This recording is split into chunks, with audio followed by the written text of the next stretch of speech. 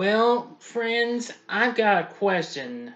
What kind of game would have one word leading to another one? Hmm? Well, if you know what the game is, then you may have just guessed what I'm got on the wide world of game shows today as I talk about chain reaction. Big D's Entertainment Rankings and Reviews presents Wide World of Game Shows. Greetings, my fellow YouTubers. I'm Dual, the Big D to y'all. This is Big D's Entertainment Rankings and Reviews. And I'm back again with another episode of the Wide World of Game Shows. Today I'm going to tackle a game that's a bit underrated, but it's still a pretty fun, challenging game. One that has gone through many takes and what have you. Well, really fun, and a really fun one too. So today's episode, the game show I'll be talking about will be none other than the game of Chain Reaction. Chain Reaction was a word association game where one word leads to another. The game was produced by Bob Stewart, who recently worked on the Pyramid games, as well as 3-on-Match and several other underrated games, such as Pass the Buck, Winning Streak, and several others. Of course, Stewart is the same guy who created The Price is Right. The game originally started on NBC in January of 1980 and ended after about half a year, but it's gone through many other incarnations. I'll be talking about all of them throughout this video. Okay, now, there have been 5 separate runs of this game. Anyway, here's how this starts out. At the crux of the game is a word chain. In the chain, a certain number of words, 8 words, starting in the original 1980 version, and then 7 words for the next few versions, as well as for the 4th round in the current version, 6 words for the first 3 rounds in the current version, are connected in some way with both the word at the top and the word at the bottom revealed on the outset. By making inferences based on the revealed words and the revealed letters in incomplete words, contestants try to fill in the word chains to score points or dollars on, the current version. Now, from the original series run to 1991, the later run, the team or player that reached the point goal first won the game. And, things went on through different changes and what have you. Anyway, the original Chain Reaction started in January of 1980 and ran till June of that year for 23 weeks. So that missed a half a year by a week. It was hosted by game show legend Bill Cullen, who had recently hosted several of Bob Stewart's produced games like 3-on-Match, Winning Streak, and Pass the Buck. He also hosted the primetime syndicated version of Pyramid. Now, except for a couple of weeks when Jeff Edwards, who would later host the first reboot of the series, while Cullen filled in for Alan Lutton on Password Plus, which was on at the time. Of course, Edwards was hosting Barry and Enright's Play the Percentages as well. The announcer was Johnny Gilbert, who, of course, still to this day is the announcer for Jeopardy! But anyway, this faced off against the $20,000 Pyramid, which was in its last year on ABC, and CBS's hit soap The Young and the Restless. But many affiliates, however, aired local news at the time slot preempting the show, and was one of 3 game shows, the others being High Rollers and Hollywood Squares, which were canceled at the same time to make room for the David Letterman show. Now, repeats have aired on CBN as well as USA, which is where I got to see it, and GSN. Anyway, 2 teams of 3 completed in each game. A team consisted of 1 contestant and 2 celebrity guests. The teams were shown the beginning and ending words of an 8-word chain. Each word is related to the word above it and below it. The connection could be either a word association or a phrase. A sample chain would be twist, ankle, ankle bracelet, bracelet chain, chain gang, gang war, war strategy, strategy chess. The challenging team began the game. In the event 2 new players were competing, a coin toss determined which team went first. Usually the challengers were the blue team and the champions were the gold team. Now, as the game continued, the words would be revealed one letter at a time. A player's turn consisted of calling for a letter in the next word above or below one of the already revealed words and then guessing the word. Note that the last letter of each word is not revealed. The correct response won a point or more for each letter in the word. Well, just 1 point. And it would be double if the word had a plus mark next to it. And the team kept control. If the player in control was incorrect or gave no guess, control went back to the other team. The game continued until either team scored 50 points or the chain was finished. Anyway, after that, whoever wins will win $250, but was later dropped when the final version of the end game was introduced, and the right to play for $10,000 in the bonus round. The losing player received $5 a point for playing, changed to parting gifts with the third end game.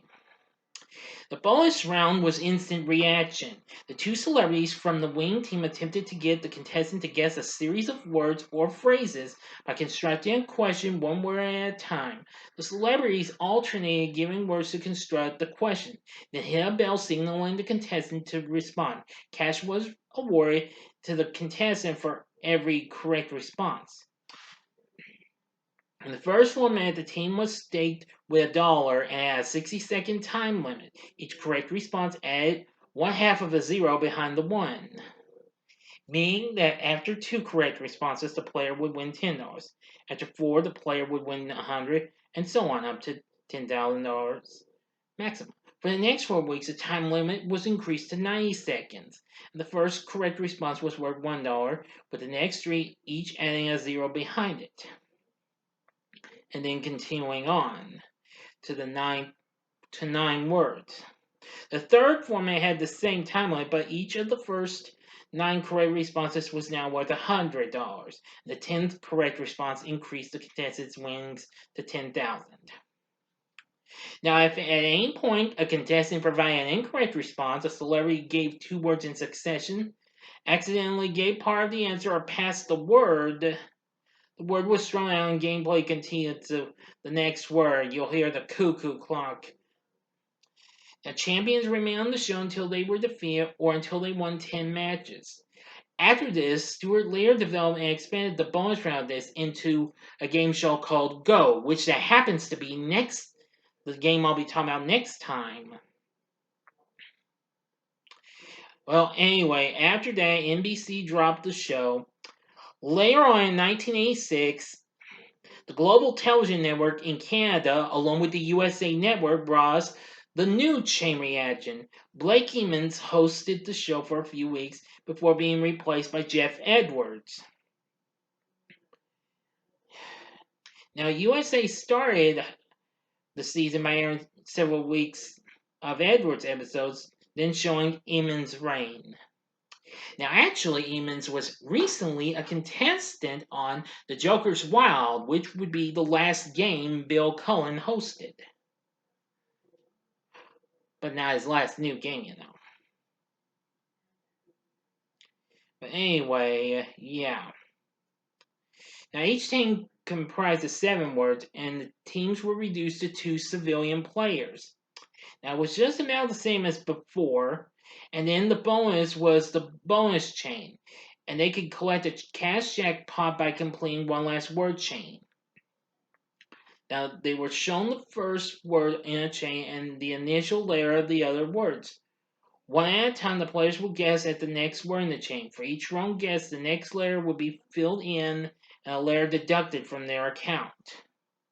If the team could finish the chain before running out of layers, the team won the cash jackpot.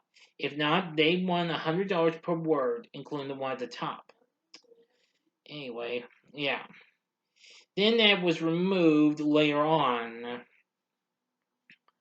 because the end of season 4, which that's going to season 5, had an elimination tournament of champions. Then later it was changed to the $40,000 chain reaction. Anyway, this run lasted until 1991. Reruns of neither this or the NBC version have aired since the premiere of the current, the 2006 version, which I'm about to get to. Now, Global aired reruns of this version through the mid-90s. GSN aired reruns for a brief period in late 97. In 2006, the game was back again, hosted by Dylan Lane and produced by Michael Davies' production company, Embassy Row. Anyway, it only lasted a couple of seasons. Each team consisted of 3 people of the same gender, except for 1 week, in which the teams consisted of 3 teachers against 3 students from the same school. The bonus round was simply a revival of the original bonus round from the original series. Let's see. Then a second version on GSN came out in July of 2015. And it was the same as the previous version, but now in the first version of GSN, there was speed chains. You had like 5 seconds to guess a chain of 4 words. Anyway, in the second version, they had Mike Catherwood from the nationally syndicated Loveline radio program as the host. I only seen a bit of it. I didn't think it was that great. The bonus round is nearly identical to the USA Global version. The current version premiered last February in 2021, and Dylan Lane returned as host. Teams are back up to 3 contestants, and the speed chains from the first GSN version have been brought back. I've only seen 1 episode of it. The bonus round is a time variation of the main game where the winning team has 60 seconds to complete 3 chains. And the set resurrects the blue and gold colored scheme of the original NBC version. There are 4 chains in the main game. And then, let's see. Later on, they would... Well, in the 4th round, after 3 rounds were played, the 4th round was where teams could wager between 100 to 500 in their bank before being given their layer. If correct, they win their bet and keep control. If not, then that amount of money will be deducted from their score. Now, in the current version, the 4th round is the only round played with a 7-word chain with wagers between 100 and 500, except the team can now wager up to $1,000 once there is only 1 word left to be revealed in the chain. Anyway, that's about it. That's all I know of the current version of Chain Reaction.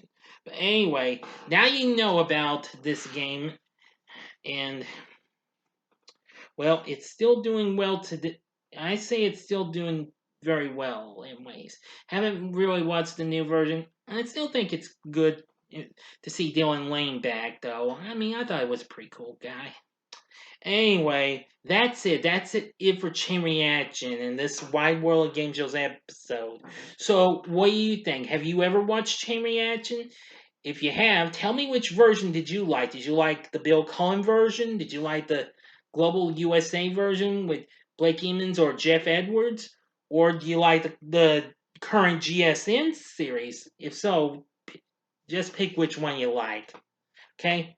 Tell me in the comments section below. If you like this video, click the like button, subscribe to my channel, and be a part of the Big D Nation.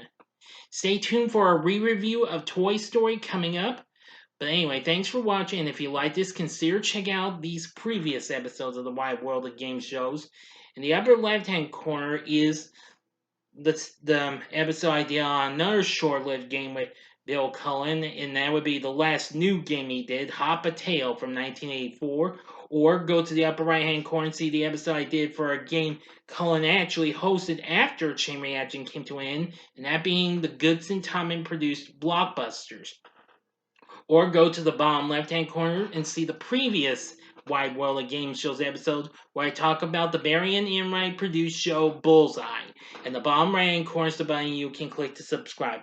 If you like rankings and reviews on movies, TV, music, video games, etc., as well as the Wide World of Game Shows, then I'm your guy. Thanks for watching, and next time I'll be bringing to you Go. So until next time, I'm the Big D saying, see ya.